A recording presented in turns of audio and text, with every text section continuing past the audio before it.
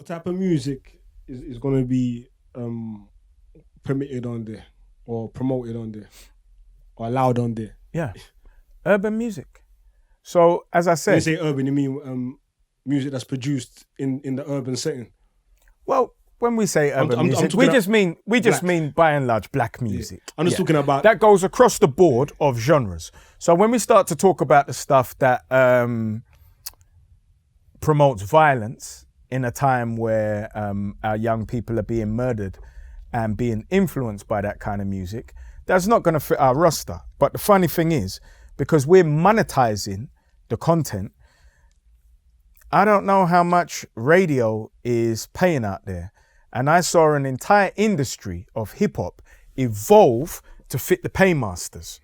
Actually, Now, when you had conscious rap from the 90s, and it's not to say that hip hop has to be conscious or that music here has to be conscious, but there must be a balance, you understand? Mm-hmm. Now, if everybody is going in one direction because they think that's what's paying, if you've got youths who are going to church on a Sunday talking about a bore man and a shot man, and they call me, they don't call you bore man. They don't call you stabber. Mama call you William. So William, stop. The stories aren't necessary. We have to create a balance, you understand? So when you have a platform that enables people to understand, your music and your voice is relevant. What do? They can create freely, right? They don't have to fit that stereotype. They don't have to fit that particular ilk of life that their real representation doesn't reflect. So then all we want to create again is a balance, but there's no balance right now. In Lord of the Flies, the bestial voice is the all-prevailing voice. There's room for that voice as well, you know, because it creates social criticism, it observes, but when we have that in isolation, do you know what we do? Oh. We celebrate it. Now, when I was 14 years old in 1988, my two favorite groups were Public Enemy and NWA. And although I listened to a lot of other hip hop, the two tapes that I had in rotation was Public Enemy and NWA. Polar extremes, right? Mm-hmm. Okay. Balance, which is why I was balanced. But if you're fed a perpetual vitriol of violence, of no values, and you got to remember, we're talking about a climate where young people are exposed to access to have hardcore porn with no barriers, where you got gangbangs and all kinds of madness, and then their values towards young ladies have changed and they're rapping about that. So what opportunities do they even have to explore healthy relationships? You obligated as parents especially, and I am, which is in the forefront of my mind, as a board to create something that actually is virtuous for young people to watch. Stick up in there. Yeah. Talking about them type of music there that is promoted and I was gonna say encouraged, so I don't know. Is encouraged. On the other mainstream where we're extra. Corporate media, yeah, where the extra part. Where we're extra. On them ones there. I don't know. Do you think that they got seen like how earlier was talking about the ethics of the company? Like you want what you're producing to be in line with being ethically constructive to society, like contributing to society, you get me? Mm-hmm. So I don't know, would you say that what they're allowing to be promoted on their stations there, is there some method to it? Like is there some end goal? Like are they encouraging that type of music to have any desired effect? Well, I don't assume to know what is in the minds of men, but I do know what's playing out. And what I do know is that a state-owned radio station with a 60-year-old man who should know better because he went through the whole of the West Coast beef and seeing the result of putting batteries on those young men's backs who are the same age as me and their life snuffed out, with that life experience, you actually know what it is. So there's some kind of perverse pleasure for me in putting a battery on young men's backs and having them directly challenge each other, where it can only escalate into violence, knowing the environments that we're from, knowing the nature of the problems, where there's going to be no comeback to the state-owned radio station or the 60-year-old man. And I have to call it out because I'm a father. So what do these young men actually want? They want an outlet for their music. They possibly want to go into the entertainment business in terms of acting or as businessmen producing entities such as shows and brands. That's what they need. Now, if what you're offering them is an escalation in the bestial outlet and to be challenging each other in a way where they're so disrespectful in front of my woman, my family, and my peers, you're not really leaving a man who comes from a particular environment any options. It's like if you were to violate me in front of my son or my woman, you're taking all my options away from me, aren't you? If it's me and you, I can decide it's going to go this way, it's going to go that way, or to be as bestial as I can, or to produce a murder weapon. But if it's in front of my son and my missus, you're kind of taking all my options away from me as a man. Now, if you're a man with life experience, you're supposed to be aware of the ramifications of what you're creating in society. Now, if you do it once, it's a mistake. But anything to me that is a pattern of repetition is called nature. And then when I know the nature of a man and the state-owned organization that endorses that kind of behavior, whilst on the news showing our children as the pariahs of society, when they're as much victims as pariahs of society, I got to ask fundamental questions. And I know that what we want to do as an entertainment outlet is be responsible and create a balanced content. So I don't want to take any commercial opportunities away from young men who are from a particular background, who may have started out with an illegitimate income, because the Kennedys, one of the most powerful families on the planet, started out as bootleggers when drinking their alcohol could have made you blind. So let's not pretend or shut down all of your organs because they're in such a rush to create it. So I believe that all of us, including us, from as low a place as we might have come. To give you an example, another young man whose life was snuffed out prematurely, Nipsey Hussle, came from a place where he hustled and then he evolved into the most beautiful thing that we can become, a provider and sustainer of his community. That is what he blossomed into. That's what we want to encourage. You understand? Because that's what we're capable of being, given the correct environment and tools. There's a place where we're so reactionary because we're moving off of necessity. But what happens if you give a black man enough money that he's no longer dealing with necessity? All the pressures are taken away. And now we just want to know what you can create. Forget the bestial stuff and the reactionary stuff.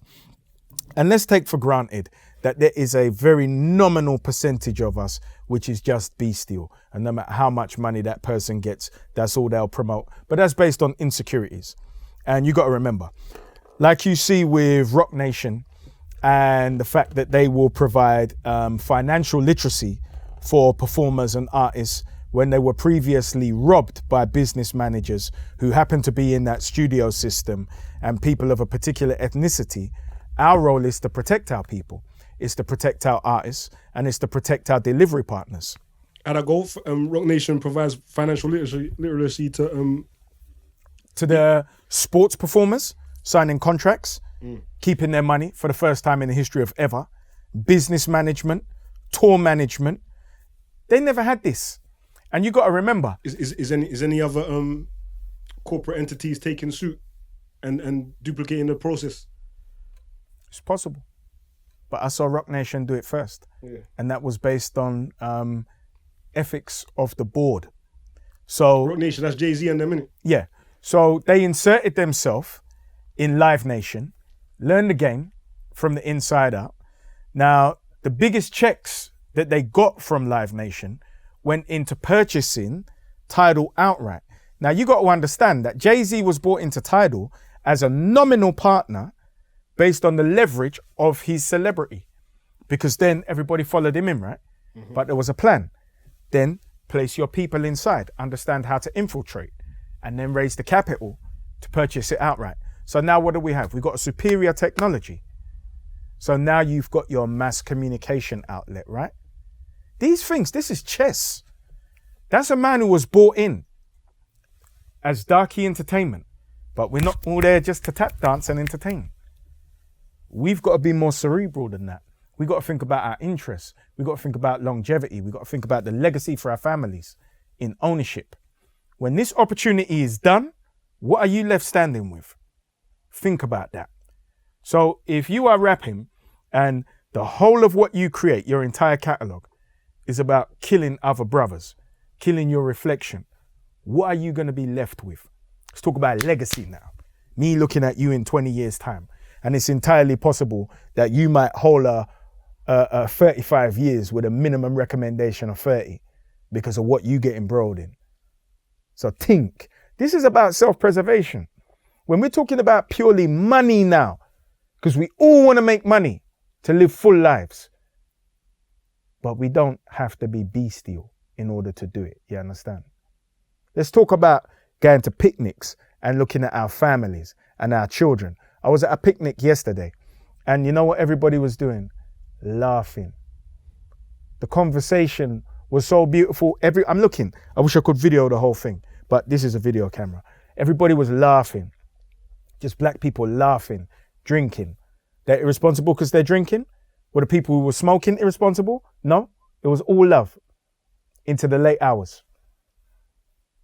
That's what you should want for your brother, what you want for yourself. But if you don't want shit for yourself, what the hell you want for your brother? Think about that. So you're in the Indigo company, you're looking to have the financial literacy classes up and running, yeah? Well, it's not that it's financial literacy classes. Part of what we're doing is delivering a BTEC across every single role within Indigo. So if you're a camera person, lighting, editor, my personal baby is the Fast Track Executive Producers Program. So we're really amalgamating the role of the production manager and the executive producer and someone who might have worked as a brand manager within the entertainment industry and making that one role. That's the Fast Track Executive Producers Program. So we're going to teach them to budget, schedule, track talent, commercially packaged shows, and then work with brands to get sponsorship. So this is a huge investment in the talent. And I doubt if we'll be able to hold on to those kind of people for more than 2 years. But then 2 years down the line, we might be there to put seed capital in their production companies and then commission those production companies. So now you're bosses in ownership. This is legacy. So you're thinking about the future. We can't just keep reacting. At some point, you've got to have a strategy for 10, 15 years down the line. And not 10, 15 years down the line with fiction, but with people. We are human beings. So if I'm there at the inception of somebody's career, why wouldn't I want to see that flourish into them being a boss of their own entity? There's too much stifling based on low self-esteem, and it's fussy, but it's English. It's not us, but we've become very English in our outlook. So when you feel like it's going to be ready to be publicly available? Well, in the first instance, we wanted to get the BTEC up and running for September. We put it before a council to take on a sizable grant to manage and administrate so that there's no financial impropriety based on the size of the grant, which was to deliver that. But left with 2 European councillors in a borough with an African Caribbean head of the council. They sat on it for 5 weeks.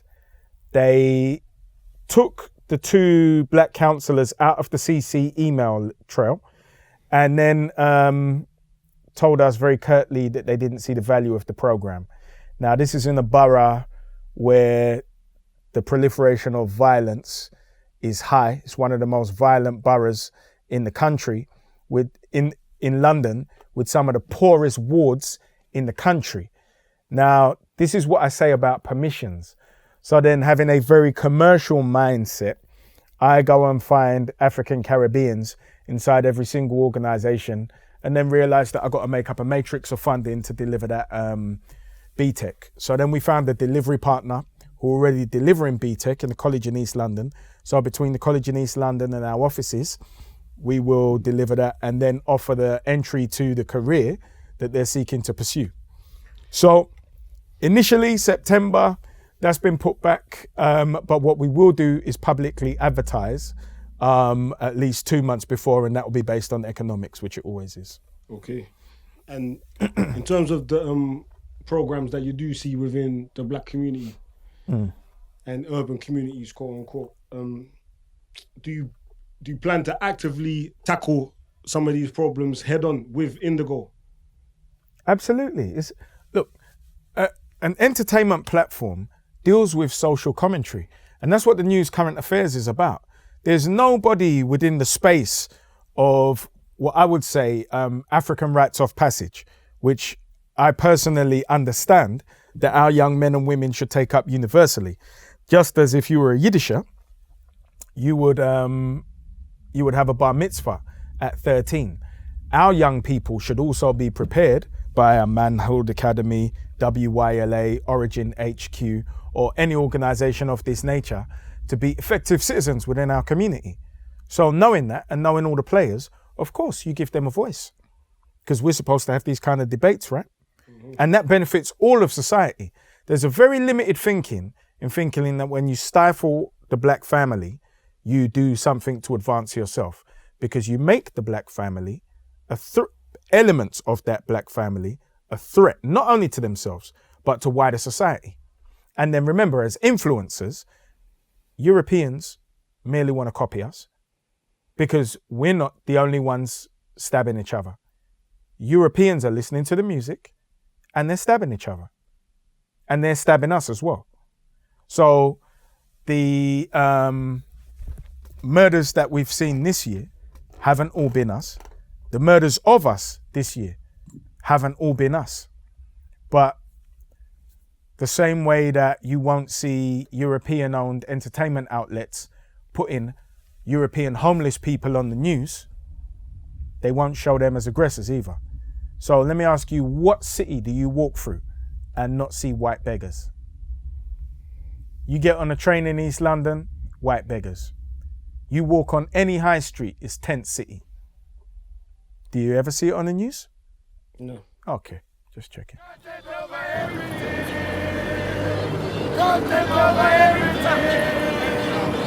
From your yeah? Come, man, say it straight. Man, don't listen to BBC. Man, don't listen to ITV. Well, the news will work as any other news, in that you will have the news platforms that I would respect are news platforms that are objective. And that objectivity comes from debate. So when you have two opposing views, you let them debate and you have a mediator.